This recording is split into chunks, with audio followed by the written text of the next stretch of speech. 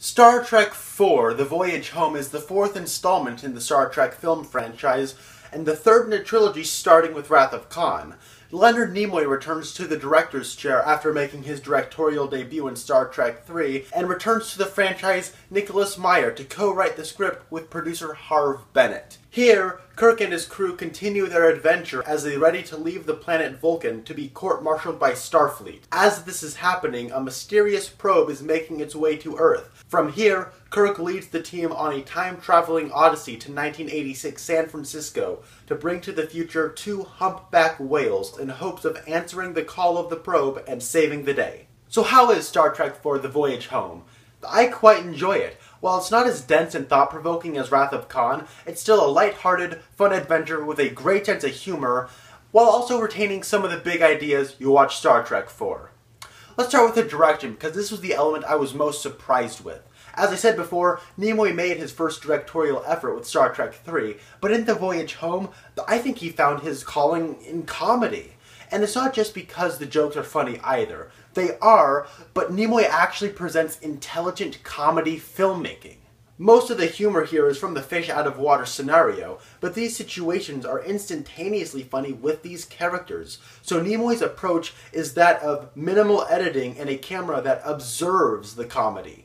Look at the following scenes. Chekhov and Uhura asking around for nuclear vessels, Bones giving the dialysis patient medicine, Scotty using the computer, Kirk and Spock on the bus. Compare this to contemporary comedies like The Interview, where in the span of 60 seconds there are 20 cuts. I guess I'm talking about this so much because Star Trek IV features some insightful commentary about the popularity of today's profane entertainment. In the scene on the bus, Kirk says, "Nobody pays any attention to you unless you swear every other word." Humorous, yes, but I feel this is still as relevant today as it was in 1986.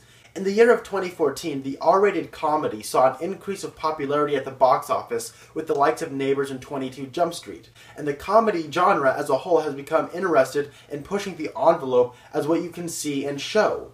And when they don't, we get... I really enjoy how this movie critiques our entertainment and sort of challenges today's top talents to get more clever with their material.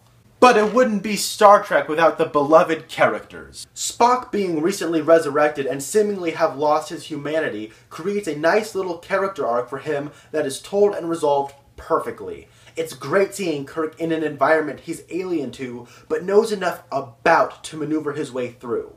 Everyone else is their usual lovable selves, but I do feel like some get lost in the shuffle of their various missions, like, oh yeah, Sulu's in this movie. I also see this film as a nice companion piece of sorts to Wrath of Khan, where in that movie saw the past coming back to destroy us, this movie sees our salvation lying in the past to correct the wrongs we've made in the future.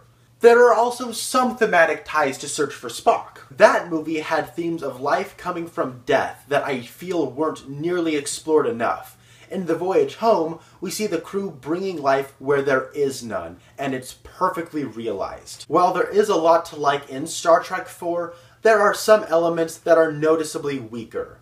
I think the first act is a little rushed to get us to 1986. All the events just seem to happen without much discussion or debate amongst the key characters. I'm also conflicted about the probe. While I love the mystery and mystique that surround this monolithic entity, I can't help but think it's a little contrived from a screenwriting aspect. It's just there to cause a conflict, and once the day is saved, it just leaves. No, I don't want subtitles for the thing. That'd be stupid. But I'd like it to do something except cause a conflict and leave. One last thing. I think it's odd for a movie to open with a Klingon declaring, "There shall be no peace as long as Kirk lives," only to have no resolution to that subplot whatsoever. This is especially weird when everything else in the movie is resolved in the end, and there's a strong sense of finality to this long 3-movie journey. But, at the end of the day, Star Trek IV: The Voyage Home is too much fun to dislike. We get to see these notoriously likable characters together again in a light and humorous adventure surrounded by dazzling effects, especially those miniature whales. And there's just enough commentary and thematic heft to boot. Star Trek IV: The Voyage Home gets a 7 out of 10. Thank you very much for watching, and until next time, live long and prosper.